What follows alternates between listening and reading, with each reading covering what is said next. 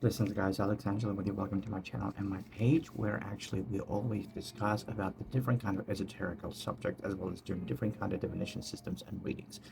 And tonight's subject, I thought about actually doing a small video about the witchcraft, the history of witchcraft and magic, and where's it coming from. In fact, if we take a look at the old books and all the sources of the history, we can see that the witchcraft and the magic is been old as the world and the creation of the world itself. So, in other words, to say, there are different kind of theories right now going on around the witchcraft and the magic.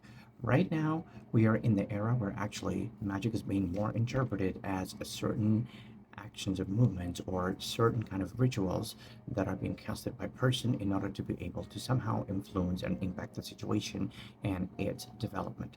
So we're going to go to the old sources of witchcraft and magic, where actually the first sources of witchcraft and the magic were used by the ancient Babylonians in one of the first civilizations of the world, and they were considered actually also others. I'm sorry, also the creators of and establishers of first astrology. And as I spoke in one of my previous videos, astrology and astronomy was actually one the same in the times of ancient Babylonia. So just like the astrology came from Babylon, so did the magic and the witchcraft. And in the ancient worlds, in the ancient civilizations, people were resorting to different kind of deities, their cultural deities that they believed in, for help, and in specific ways casting some sort of rituals. They were able to kind of perform the magical spell or the magical ritual in order to be able to achieve what they want in natural ways. I would say that actually this tradition still goes on till nowadays. There are a lot of categories of people, but at the end of the day, let's go and take a look into the subconscious and spiritual world of the humanity. Humanity always needed and always needs some sort of source of energy or the faith or belief in order to move forward, because as we know, the life process is not very easy one. So in order to be able to carry on and to move forward, we need some sort of belief system. So in ancient worlds, of course, before the Christianity or any other religion actually came along, the ancient people were like obeying their gods, were doing some sort of prayer to their gods and ancient deities that they believed in. For example, ancient Romans did bring sacrifices to their ancient gods. Meanwhile, the same thing was can be said about the Greeks and the ancient Egyptian civilization. They all had their deities, and they were all performing some sort of rituals in order to be able to bring the sacrifices or ask their deities, as their gods or goddesses, for favors for them to carry out. So nowadays, somehow everything has changed, because after certain times when the medieval ages came and the Christianity and all other religions of the world actually rose, at this point, unfortunately, the magic has lost its real sense. So we can take a look at the nature of magic. If we take a look at the nature of magic, then each magic spell or each magic activity had always required some sort of tools, right? So if we take a look at the human psychology and even the abilities of the subconscious, in order to be able to see the results, or in order to be able to kind of get the sense that we have done something in order for this certain situation to carry out or to happen the way that we expect or we would like it to happen, what happens is this: we need some sort of physical actions, right? So that our brain can get that impulse and let our nervous system understand that, okay, we did what we could in our hands in order to somehow influence or impact the situation. As we know, from the health perspective, this can be quite therapeutic thing to do. So that's why, if you think about this on a logical level, even the ancient people, when they were having some sort of troubles, when they were going through some sort of pain or life issues or life struggles, they would resort to their god, they would do some sort of sacrifices, or they would carry out some sort of rituals in order to be able to let this gestalt, or let this kind of sense of I have done everything I could in my hands, be carried out, so that it can actually have some sort of therapeutic effect on our body, on our nervous system, and this way actually help us to release all those unexpressed desires, unexpressed fears, and unexpressed insecurities that we might have inside of us. So this is kind of the therapeutic way of looking at this, of how the magic spells can impact work. So in other words to say, at the same time, the primary human might be thinking that, okay, by doing this ritual, somehow I can really affect the elements or the energies in the universe, probably, or the gods and goddesses will be able to hear me, and finally I will get what I want. So the energy and the stress level and all the negative things that were in the person were now released through that through that specific ritual, whether it's a spiritual ritual or any kind of physical ritual that you had to do, or maybe like reading the invocations, reading the prayers. Well, the same tradition has still been saved till our times. Well, the thing is that the religion, after the first religion actually appeared on the earth, including Christianity, Islam, and all other religions. So ancient religions and ancient kind of sources of magical rituals have then been reversed into the kind of more religious rituals. For example, if we take a look at the way of the pagans, or at the same time, spiritual witches, or people who is using the witchcraft in general, right? Or the magic. Let me say magic because the witchcraft is kind of sounds a bit scary for a lot of people, but in fact, the witch is were not harmful people, which is were the ones who were actually the mentors, the people, they were leading the people, they were having the spiritual wisdom that not everybody could have. And that's why they were considered kind of special, because they carried that wisdom and were trying to help people with their wisdom, with their spiritual guidance at some point as well. So, but of course, the religion demonized this, and the religious views have demonized the witches and the sorcerers, and calling them the devils, kind of dealers, or the ones who made a deal and sold their soul to the devil. In fact, it has nothing to do with the devil. The ritual is the same. The magical ritual is exactly the same ritual that you do actually every Sunday when you go to the church, when you stand in front of the icons, or when you're basically praying to your God, to Jesus, or whatever your religion is, and then burning this candle and putting this candle in front of you, and then just walking away. So what you did is actually you indeed talk to your God, you indeed talk to or spoke to your deity, and released that energy, relieved that unexpressed emotion to your God, and the realization of the same thing that happened in the primal people, in the primal people, were like, okay, I have done everything that is in my hand to be able to somehow affect the situation.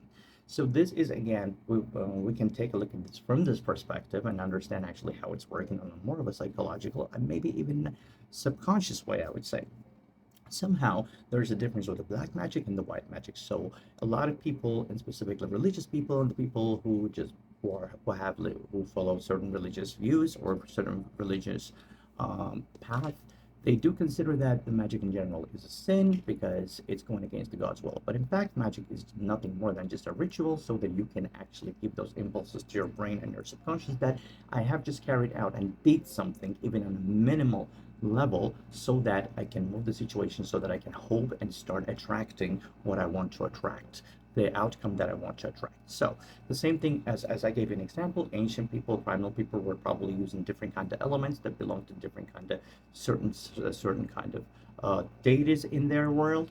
At the same time, then religious person and nowadays actually does the same kind of ritual, but in a much less complicated way, by just simply lighting the candle, and again having this prayer told to his deity, or like to what their religion is, and then just close this gestalt and leave it all into the hands of the universe. So the same ritual, as you can see, the same ritual, only the different deities and the different kind of personage or the images that those people resort to for help.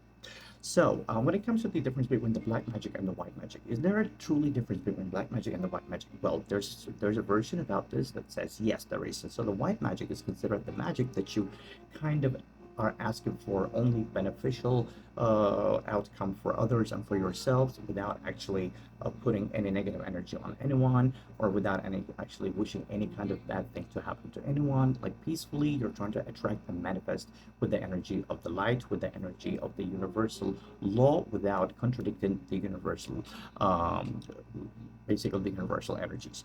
Whereas the black magic is considered the type of the witchcraft and the magic spells or magic rituals that people did to manipulate the will of another person, to manipulate the will of another situation, which they would selfishly would want to actually conclude in the way that they desire.